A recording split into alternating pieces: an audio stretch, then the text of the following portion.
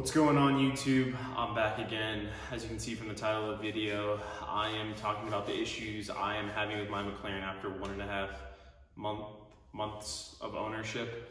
So yeah, let's just dive right into it. So I've got three main things I wanted to talk about. After I explain them, I'm gonna walk over there, show you them more in depth. First is the windshield. So I've actually cracked my windshield.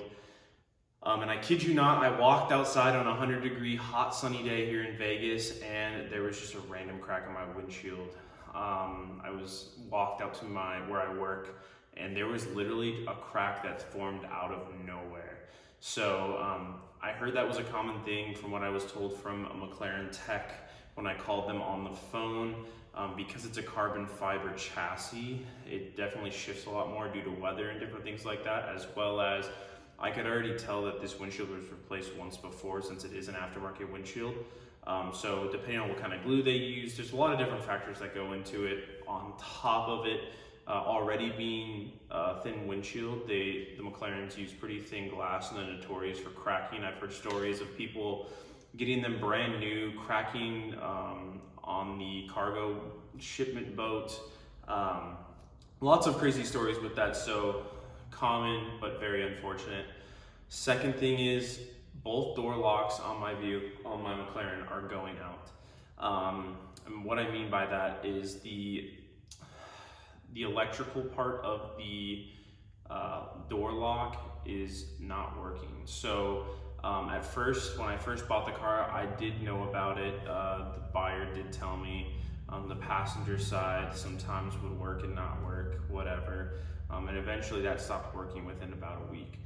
And then recently, about, 2 weeks ago, the driver's side got jammed, and then it would not work for about a day, and then that one stopped working. So I actually almost got locked out of the car, and thankfully I had a window rolled down just enough, or well, when you press it, you can stick your hand in there, kind of keep when the window rolls down to open it.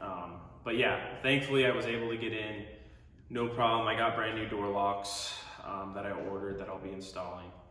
And then the third thing is the key does not work at all. I was told that the battery needed to be replaced. I replaced the battery.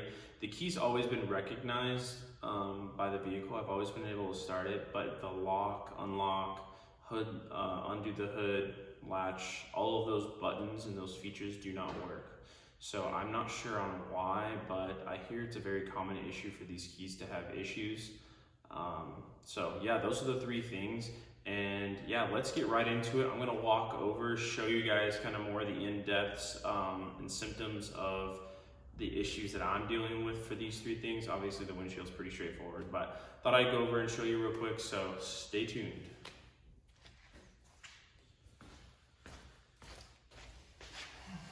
All right guys, so like I mentioned before, door locks do not work. It's gonna be probably hard for you guys to hear from over there, but basically there's a button that's right here to open the door. When I press it, you can hear the locking mechanism or the electrical part turn, but nothing actually unlocks. So I can do it here, and normally it would jump up, but unfortunately it does not. So the only way I can open it is from the manual latch inside, which I have to reach in here and pull, and from here I can pull it open, no problem. So yeah, as you can see, the locking mechanism is actually right here, and this whole trim piece basically pops out, and I would replace those. So that will be for another video, but like I said, just talking about some of the issues I have. Onto the windshield. All right, so I don't know if you guys will be able to see, the lights just turned off. Oh, there's a pretty good angle. You can see the crack right there.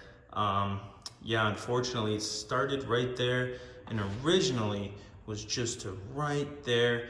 Over time in the sun, it's developed slowly up the windshield and ends right about there.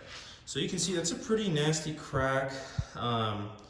Really unfortunate, but yeah, that was one of the first things that ended up going wrong, so yeah. All right, now lastly, of course, I mentioned the key, which I do have here. So you can see the key, it has a lock button, this unlocks it, and then you have the front trunk front area, whatever you want to call it. It comes apart very easily. I don't know if that's just my key or not, but you can see this top piece here pops off pretty easy. I think that's supposed to be like adhesive. You can see old adhesive marks all around it there. And then the bottom piece pops off fairly easy. Let me see here. Of course I say that and I start to struggle.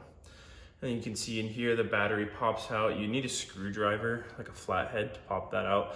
I'm not going to, I've already struggled enough with that, but thought I would show the in-depths and obviously how it does not work.